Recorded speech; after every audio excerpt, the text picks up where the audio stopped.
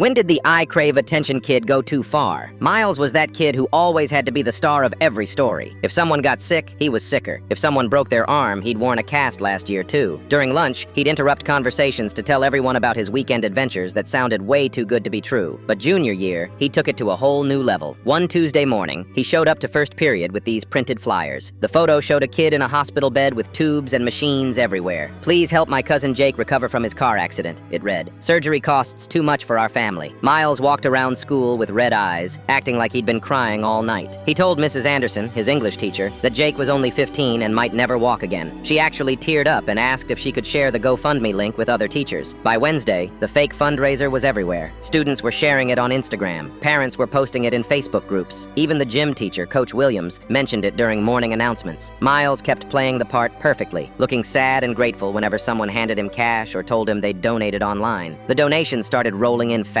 $20 here, $50 there. Some parents donated $100. Within 3 days, the fake fundraiser had pulled in over $1,200. Miles couldn't believe how easy it was. Kids were coming up to him in the hallways, patting his back, telling him they were praying for Jake. One girl named Haley even started crying when she gave him her babysitting money. "I hope your cousin gets better," she whispered. Miles actually felt a little bad for like 2 seconds, but then remembered how much attention he was getting. The whole thing crashed down on Friday morning. Mrs. Peterson from the school board saw the flyer and something about the photo looked familiar. She'd seen it before somewhere, so she did a reverse image search on Google. Turns out, the photo was from a hospital in Brazil. It was taken 5 years ago and had been used in some medical article about pediatric care. The cousin Jake was actually a kid named Carlos, who had recovered completely and was probably in college by now. Principal Hayes called Miles to the office before second period. At first, Miles tried to lie his way out of it. He said his family didn't want their real photos online for privacy. Then he claimed his uncle was running the fundraiser and must have used the wrong picture by mistake. Every excuse sounded dumber than the last. When they called his dad, Miles watched his face go from confused to angry to just plain disappointed. His dad thought Miles was raising money for some school trip. He had no idea about any cousin named Jake or any car accident. The fallout was brutal. Every single donation had to be returned. Some people had already spent the money they donated and couldn't get it back right away, which led to even more angry phone calls. Miles got suspended for 2 weeks. One donor was so mad they actually pressed charges for fraud. But the worst part wasn't the suspension or the legal stuff. It was walking back into school afterward. Kids who used to laugh at his jokes now just stared. Teachers who used to call on him in class started avoiding eye contact. Even Haley, who'd given him her babysitting money, wouldn't look at him. Miles had finally gotten all the attention he'd always wanted, but now everyone was watching him for all the wrong reasons, waiting to see what lie he'd tell next. The funny thing is, after all that drama, Miles actually became invisible. Nobody wanted to hear his stories anymore. Nobody asked about his weekends. He'd gotten exactly what he thought he wanted, and it destroyed everything.